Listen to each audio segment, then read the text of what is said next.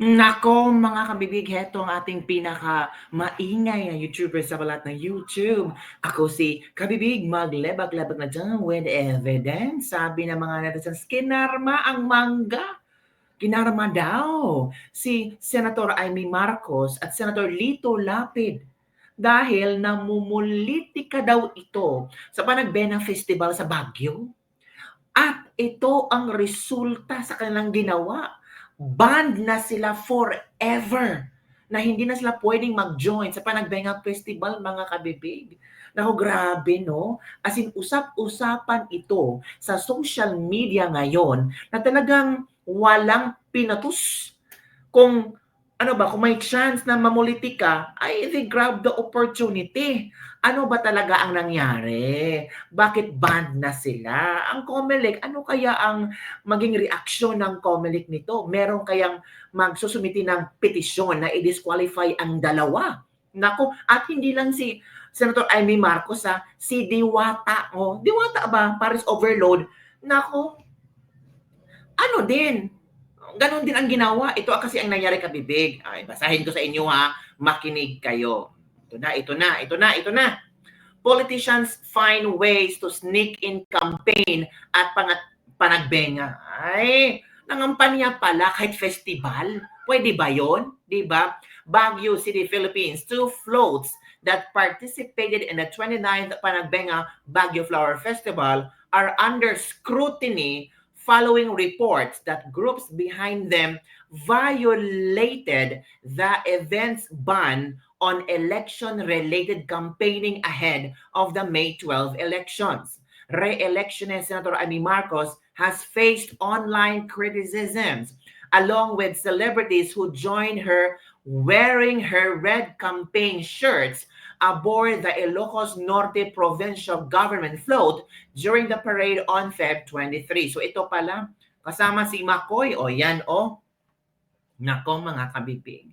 Kaya nga sabi ng iilan, basta careful ka lang kung politician ka. Ito pa ang sinabi, mga kabibig. Frederico Alqueros, President of Baguio Flower Festival Foundation Incorporated or BFFI, said the senator and her delegation were required to wear jackets to conceal their campaign colors before the Ilocos Norte float was allowed to proceed. Festival organizer reinstated a policy typically enforced during the election season, which prohibits political candidates from using the parades as campaign platforms. Candidates are not barred from joining the parades, said lawyer Mauricio Dumugan, a former Baguio mayor and representative who serves as BFFI Chair Emeritus. However, they are not allowed to carry flags or banners. So pwede, ang mga politician, pwede silang sumakay sa float, pero dapat hindi sila nag-wear ng kanilang banner or colors that represent their partido. And then, or engage in electioneering during the Grand Street Dancing Parade last Feb 22. Ito pa, candidates are also prohibited from disrupting the parade to interact with spectators or from distributing campaign materials during the Panagbenga parade. Anthony De Leon, the festival's executive committee chair, said organizers initially asked Marcos' companions to leave the parade grounds, but they relented when the group covered their campaign shirts. Organizers objected when Marcos requested to leave the parade at the city center to attend another appointment. Instead, police allowed her to leave when the float reached the intersection of the Sisson Road and Magsaysay Avenue. BFFI officials said that the senator, President Marcos' elder sister, was seen shaking hands with people after getting off the float, which they considered a violation of the festival's rules. So yun pala, na-violate ni Senator Amy Marcos na nag-shake hand siya sa mga tao nandun. Sabi dito, We don't break their rules when we visit their provinces, so we expect them to respect our rules here. Tama. 'Di ba? Kung ano ang rules ng Panagbenga Festival na bawal ang mga campaign thingy, ay dapat you have to follow. Pero si Amy bumaba pala sa float. Sinabihan na, "Wag pong bumaba sa float." Oo, pero bumaba talaga. Kasama ang mga pulis. At ang ginawa niya, nag-handshake-handshake siya. Alqueros also said that the Tourism Infrastructure and Enterprise Zone Authority, TIESA float, could also be held liable for violating the rule against political campaigning. Festival's organizer did not specify potential sanctions for violators, but indicated the offenders could face a long-term ban from future festival activities. Yun na nga kabibi. Hirap naman kung ganun ang nangyayari. 'Di ba? So, paano na yan? 'Di ba? They violated our rules and regulations. They will be banned from participation election year or not. Ito pa.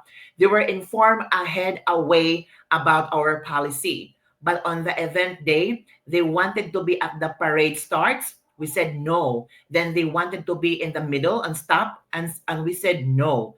Then used their campaign colors and jackets and distributed campaign materials. They complied partially, but in the end, they did not. I don't know if any of them apologized. But anyway, the damage has been done. Nako, we just want respect. We don't go to their provinces and campaign. Nako po, paano ba naman yan? Nako, ano kaya ang reaksyon ni Senator Amy Marcos nito? No politics policy pala ang Panagbenga for so many years. May isa pa si Diwata. In trouble din siya after the National Commission on Indigenous Peoples criticized him for his anti-IP gimmick in Benguet. The recent vlog featuring a well-known social media influencer, Diwata, has sparked widespread outrage after he adorned the traditional attires of one of the indigenous cultural communities of Cordillera, only to accompany it with demeaning gestures. This all-too-sudden viral moment have left a bitter aftertaste, igniting the ire of the ICC throughout the region. Nako, mga kabibig. So yun na nga, pati si Lito Lapid na damay. Amy and Lito Lapid, ban talaga sa sa Panagbenga Festival soon. Nako, ano kaya ang reaksyon ni Lito Lapid dito? Di ba? Ano kaya ang reaksyon ni Senator Amy Marcos? Ano kaya ang kanyang reaksyon? Ito pala mga kabibig, photos naman si Senator Amy Marcos sa kanyang Facebook account na pinapakita talaga na bumaba siya, nakipagkaway-kaway. Yan mga kabibig ha. Oo, ito yung sinasabi. Yan pala. Okay. Dyan din si Lito Lapid. Nako, ito pala. Ito pala ang sinasabi ng mga netizen, ng lawyer. Nako po. 'Di ba? Ano 'yan? Yan pala ang sabi ni tawag dito si Anthony De Leon. Sabi siya na, wag ganon, 'di ba? You violated our rules and regulations. So, banned na ba sila forever? Or ano kaya maging sanction nito? Pero sina Coco Martin ba tong kasama ni Lito Lapid? 'Di ba? Hindi naman, 'di ba, kabibig? So ano ang iyong opinion tungkol dito mga kabibig? Ano ang iyong opinion, reaction hinggil dito na parang pinag-uusapan ito? Kung sabi ng ilan, kung talagang politiko ka at alam mo ang rules and regulations sa isang festivals, no politicking the event, sana you have to follow the rules. Paano na lang kung magiging politician ka, kung manalo ka? That means you're not following the rules also. Kaya pala ang mga tao na yun, tumaas ang kilay mga kabibig. Tumaas ang kilay nila na ay nako po, wala na yan talaga. Yan mga kabibig. So, ano ang inyong komento tungkol dito? So, ito ang mga ilang komento ng ating mga netizen, mga kabibig.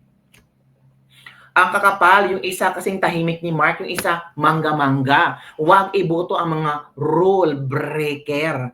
ano na COMELEC, magtrabaho kayo. Unauthorized naman pala, di sana hindi pinayagan makasali. Ito pa, no respect to the people of Baguio City. Both palpak candidates 0 votes. Simply don't vote for them. So, nakakaya, i-disqualified na ang mga yan para di maparisan ng mga kasama nila. Ang lakas ng loob nila dahil hawak nila ang batas. Sana ma-disqualify para mabawas ang mga walang silbi from Elizabeth De Castro. So, kahit may na-violate ang mga yan, kung wala namang any kind of punishment, walang silbi ang rule na yan. Kaya sila pa ulit-ulit na lumalabag sa batas or any rule, kineso because they know they can get out of it. Yun din ang problema, mga kabibig. Di ba? Sige nga, maniwala kami kung may gawin ang COMELEC sa totoong action di lang sa salita. Nako po. Calling the attention of COMELEC. Tingnan nyo, they disrespect the Panagbenga Festival. Inyo. COMELEC, baka naman, wala kayong gawin dyan. Nag-violate ito. Disqualify nyo na. Pinibilaban lang sa kalam. Ito pa. Kung mga taong bumoto dyan noon pa ngayon, 2025, wala nang budget kinuha na nila kasalanan ng mga taong nagpapautos sa kanilang COMELEC na bayaran. Ito lang. Okay. So, yung mga kabibig, yun ang iilang mga komento ng ating mga netizen. Na-shock sila, oy.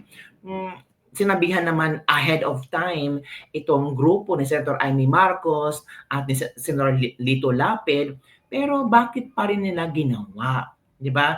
They were informed way ahead about our policy.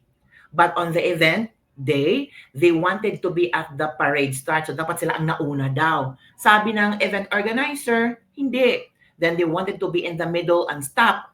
And we said, no, hindi pwede yan. Then use their campaign colors and jackets and distributed campaign materials. Yun pala ang ginawa. They complied partially, but in the end, they did not, sabi ni De Leon. I don't know if any of them apologized, but anyway, the damage has been done. Yun ang sabi ni Panagbenga Co-Chair Freddy Alcueros at also si sino dito? Si De Leon, mga kabibig.